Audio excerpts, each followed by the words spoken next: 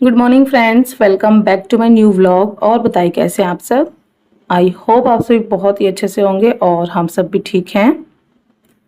तो friends, vlog start हो रहा है सुबह के करीब 8-9 बज रहे होंगे। एक्चुअल टाइम जो है मुझे सही से याद नहीं है सच में।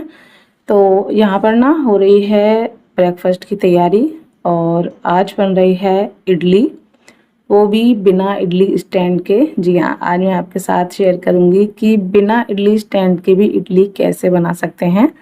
तो इडली का बैटर रेडी मैंने कर लिया था और अभी आप उधर कढ़ाई देख सकते हैं गैस पर रखी हुई है। तो उसमें मैंने इडली रख भी दी है बनने के लिए। अभी के लिए प्लेन इडली बना रही हूँ उसके लिए। तो इडली स्टैंड वैसे है मेरे पास, बट आज थोड़ा सा आलस किया। मैंने कहा चलिए आज बिना इडली स्टैंड के इडली बनाते हैं इस तरह से। तो इडली स्टैंड मैंने नहीं निकाला और कढ़ाई में ही मैंने पानी डाल दिया और उसी में जो ये दूध वाली जाली आप देख रहे हैं जो भगोने पे रखी हुई है, ऐसी ही एक जाली और है मेरे पास, वही मैंने कढ़ाई पे रखी हुई है। और उसी पे जो है मैंने कटोरियाँ हैं मेरे पास, तो उन्हीं में मैंने इडली का बैटर डाल के ये जो इडली है बनाई है। आप देख सकते हैं कितनी बढ़िया से एकदम फूल गई हैं। तो अगर आपके पास जो है इडली स्टैंड नहीं है, वैसे तो मोस्टली सभी के पास होता ही है, बट फिर भी अगर आपके पास नहीं है तो आप इस तरह से इडली बना सकते हैं, बहुत ही आसानी से बन जाती है। तो जितनी देर में ये इडली बन रही थी तब तक मैंने जो है नारियल की जो चटनी थी इंस्टेंट वाली, नारियल के बुरादे से वो बना ली थी, जिसमें मैंने हरी मिर्च, दही और नमक डाला था। तो इडली वैसे बन चुकी हैं। तो जब तक मतलब थोड़ा और उसमें वो था तो मैंने थोड़ी देर और ढक दिया है। तब तक यहाँ पे मैंने रेडी किया है तड़का, जिसमें मैंने डाला है राई यानी सरसों के दाने, प्याज, हरी मिर्च, टमाटर और करी पत्ता, और थोड़ा सा डाला है टेस्ट अकॉर्डिंग सॉल्ट। इसको अच्छे से मिक्स करेंगे और ये टमाटर प्याज को अच्छे से हम जो है पकने देंगे। ये तड़का मैं रेडी कर रही हूँ इडली बैटर में डालने के लिए, क्योंकि मैं बनाऊंगी तड़का इडली। तो अभी के लिए मैंने प्लेन इडली बनाई है क्योंकि वो नहीं खाता इस तरह से। बट इस तरह से ना इडली बहुत ही टेस्टी बनती है। अगर आपने ट्राई की है तो आप जानते होंगे, और अगर आप नहीं ट्राई किए हैं तो एक बार ज़रूर से ट्राई करना, बहुत ही टेस्टी लगती है। बिना सांभर बिना चटनी के भी अगर खाएंगे ना तो बहुत अच्छी लगती है। तो यहाँ पे तड़का रेडी हो गया था, उसमें मैंने डाल दिया है सांभर मसाला।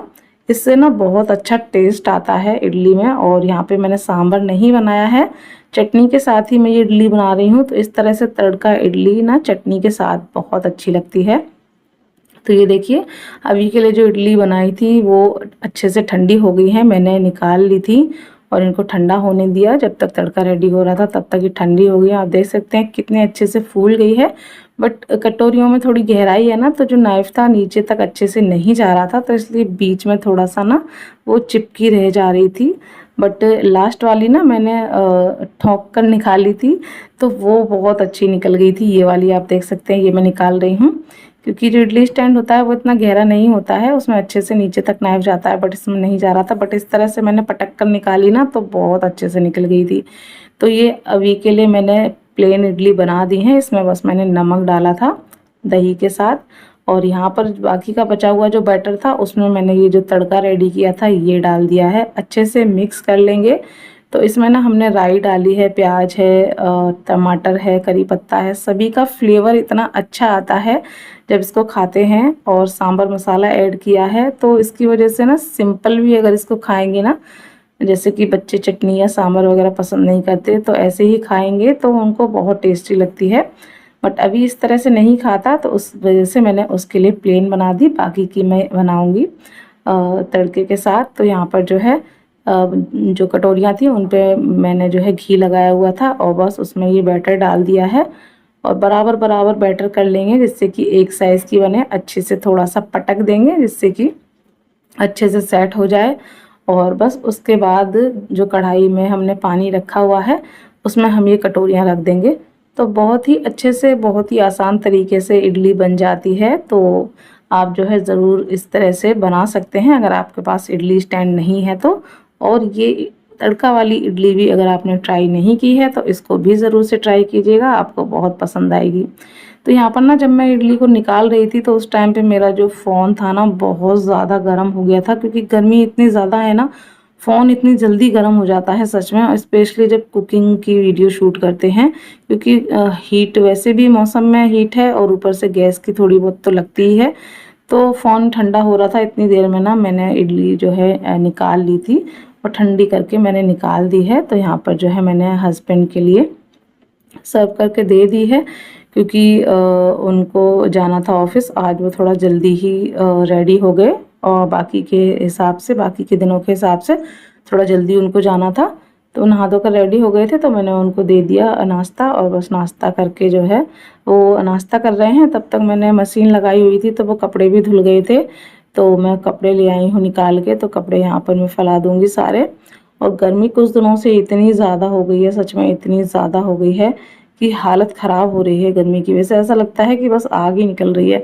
और पता नहीं, गर्मी इतनी ज़्यादा है कि इस बार मुझे कुछ ज़्यादा ही गर्मी लग रही है, समझ में नहीं आ रहा है। मुझे तो बहुत ज़्यादा हालत ख़राब हो रही है सच में।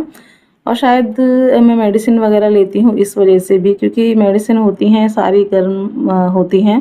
और मेरा तो आपको पता ही है कि पूरा साल मुझे मेडिसिन के ही भरोसे रहना होता है। तो जो लोग भी मेडिसिन लेते होंगे वो लोग जानते होंगे, शायद उनको जो है गर्मी कुछ ज़्यादा ही लगती है। और अभी मेरी मेडिसिन जो है जो कम हो गई थी इतने टाइम से, वो फिर से जो है बढ़ गई हैं। तो बहुत ज़्यादा मेडिसिन भी हो रही है, शायद इस वजह से भी मुझे गर्मी कुछ ज़्यादा लग रही है। बहुत ज़्यादा मुझे पसीना आता है, ज़रा सा काम करती हूँ ना तो मेरे कपड़े एकदम पसीने में तल हो जाते हैं सच में। इतनी ज़्यादा हालत जो है ख़राब हो रही है।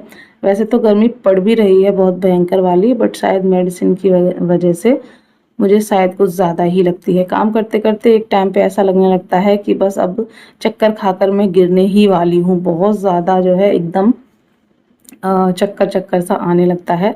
तो आप लोग भी बताइएगा कि आप लोगों के साथ भी ऐसा हो रहा है, गर्मी इतनी भयंकर पड़ रही है, या फिर मेडिसिन की वजह से मुझे कुछ ज़्यादा ही लगती है। तो यहाँ पर सभी का नाश्ता वगैरह हो गया था, कपड़े मैंने डाल दिए थे जो धुल गए थे वो। और बस उसके बाद फिर मैंने किचन वगैरह सेट की, क्लीन की, और उसके बाद फिर बेड को मैंने अच्छे से झाड़ कर साफ़ किया। फिर जो है मैंने झाड़ू लगाया। झाड़ू लगाने के बाद फिर अब यहाँ पर थोड़ी बहुत जो है मैं कर रही थी डस्टिंग। वैसे तो अभी कुछ दिन पहले ही मैंने अच्छे से पूरा सब क्लीन किया था, बट वही है ना कि यहाँ पर मिट्टी बाहर बहुत ज़्यादा रहती है। तो वो जो है धूप और हवा की वजह से पूरा हल्की भी हवा चलती है तो उड़कर बहुत ज़्यादा आती है, तो बहुत ज़्यादा धूल हो जाती है। तो फिर हल्का हल्का कपड़ा इस तरह से डेली मारते रहो ना, तो बहुत ज़्यादा धूल नहीं हो पाती है, वरना बहुत ज़्यादा धूल मिट्टी दिखती है। तो घर एकदम अजीब सा ही भद्दा भद्दा सा, पता नहीं कैसा दिखता है। तो बस झाड़ू लगाने के बाद मैंने डस्टिंग किया, और उसके बाद फिर आया बर्तन धुलने का नंबर। तो जो बर्तन थे सारे मैंने पानी में से खंगाल कर ऊपर रख दिए, और उसके बाद पूरे सिंक को मैंने क्लीन किया।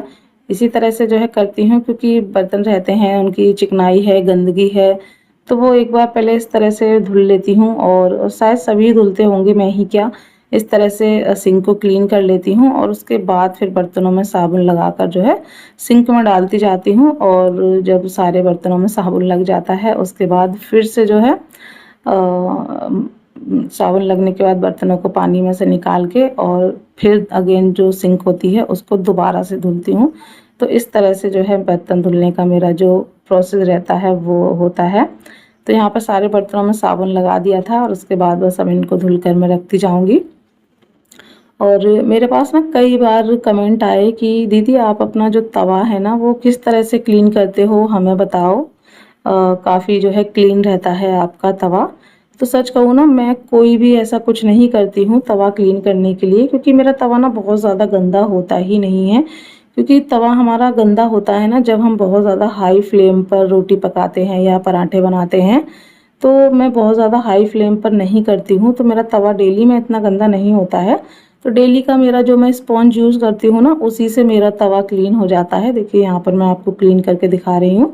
बट कभी जो है हो जाता है गंदा ज़्यादा, नहीं ध्यान रहा, हाई फ्लेम पर हो गया, या फिर कभी हस्बैंड ने बनाया कुछ तो हो जाता है गंदा। जैसे कि ये तवा अभी मैं धुल रही हूँ ना, तो अभी तो मैंने यूज़ नहीं किया है, अभी तो मैंने इडली बनाई है, ये रात का रखा हुआ था। रात में मैंने धुल दिया था, ऐसे ही नॉर्मली क्लीन नहीं किया था आपको दिखाने के लिए, जैसे आपने देखा कितना गंदा था।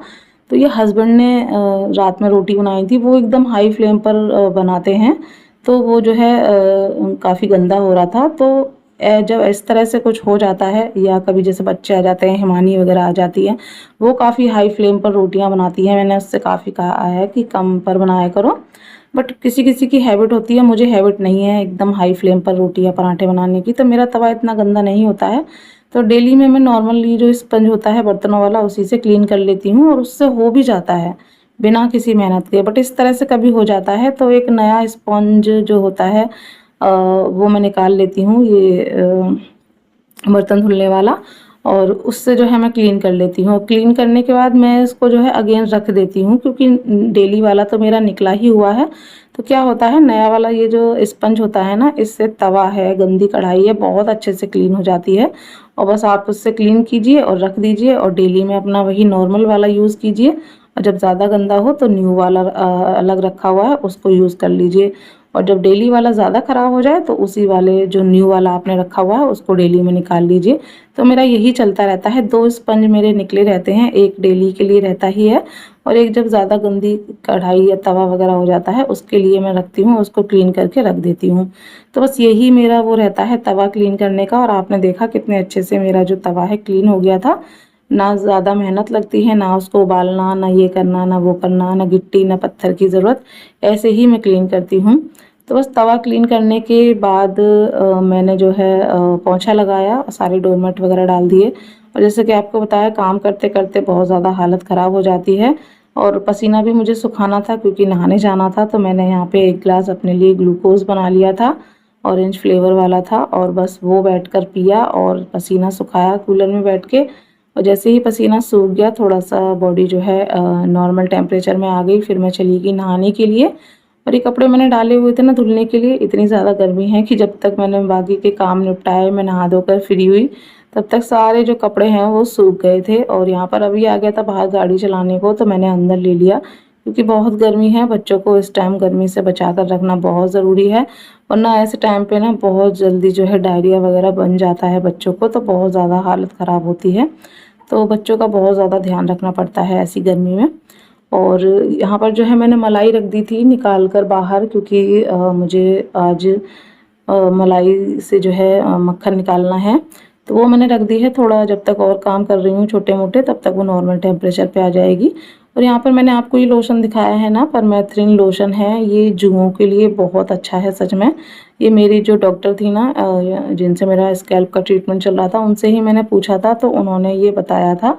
तो बाबू के काफ़ी जुएँ हो गए थे, कई दिनों से मैंने ये लगाया नहीं था, तो मैंने कहा चलिए आज उसके लगा देती हूँ। तो ये इसको ना लोशन ले लीजिए और इसमें थोड़ा सा पानी डालकर मिक्स कर लीजिए। डायरेक्ट अप्लाई नहीं करना है, थोड़ा सा पानी डालकर और बस स्कैल्प पे लगा दीजिए ब्रश की हेल्प से। 15 मिनट के लिए छोड़ दीजिए और उसके बाद जो है बच्चे को नहला दीजिए और जुएँ वाली जो कंघी होती है उससे निकाल दीजिए। सारे जुएँ निकल जाते हैं। और एक दिन छोड़कर एक दिन लगाइए कंटिन्यू, तो बिल्कुल फिर जो है जुएँ होते ही नहीं हैं। बीच में बाबू के मैंने ना कंटिन्यू लगाया था, एक दिन छोड़कर एक दिन, तो बिल्कुल जो है सही हो गए थे। बट क्या था ना कि अभी के मैं नहीं लगाती थी क्योंकि आइज़ वगैरह में थोड़ा डर रहता है जाने का, क्योंकि वो शैतान है। तो इस वजह से अभी की वजह से जो है उसके फिर से हो गए, वरना उसके जो है बिल्कुल क्लीन हो गए थे, एकदम साफ़ हो गए थे। बट अभी की वजह से फिर से हो जाते हैं, एक के भी किसी के हो ना तो फिर वो होते रहते हैं। तो इस वजह से मैंने कहा चलिए अब फिर कंटिन्यू लगाती हूँ कुछ दिन, क्योंकि अभी अभी के जो है हेयर हैं वो भी कटवा दिए हैं, तो उसके सिर में नहीं है, तो साफ़ हो जाएंगे बाबू के भी। तो बस यहाँ बाबू जब तक वेट कर रही थी, दवा लगाने के बाद मैंने उसके दवा लगा दी थी, तो वो वेट कर रही थी। और तब तक मैंने जो कपड़े थे वो सारे फोल्ड करके रख दिए हैं अलमीरा में, सबके अलग अलग। और उसके बाद जो है बाबू को नहलाऊंगी। वैसे भी हेयर वॉश तो उसका मैं ही करती हूँ, और आज तो दवा लगाई है तो मैं ही जो है उसका हेयर वॉश कर दूंगी, और साथ ही साथ बाथरूम में ही जो कंघी होती है जुओं वाली उससे मैं निकाल दूंगी, तो सारे जो जुएँ हैं वो निकल जाएंगे। वैसे तो जब दवाई लगाते हैं ना उसके बाद ही एकदम से जब वो उन्हें लगता होगा तो वो ऐसे सिर में भागते हैं, बड़ी खुजली सी होती है, धीरे धीरे ना वो भागने लगते हैं सिर में से इधर उधर। तो बाथरूम में वो ऐसे ही पानी जब डालते हैं ना तो वो वैसे ही जो है इधर उधर निकल जाते हैं, बट थोड़े बहुत बचे होते हैं, तो उसके लिए कंघी आप जो है थोड़ा सा चला दो तो वो एकदम से क्लीन हो जाते हैं। तो बस यहाँ बाबू को नहलाने के बाद मैं जाऊँगी और अपना जो मलाई है उससे निकालूंगी घी, और इसी के साथ इस ब्लॉग को करती हूँ एंड। आशा करती हूँ आज का ये ब्लॉग आपको अच्छा लगा होगा, कुछ नई चीज़ें आपको देखने को मिली होंगी, अच्छी लगी होंगी आई होप। तो अच्छी लगी हो तो वीडियो को लाइक, चैनल को सब्सक्राइब ज़रूर कीजिएगा। मिलते हैं नेक्स्ट ब्लॉग में, बाय।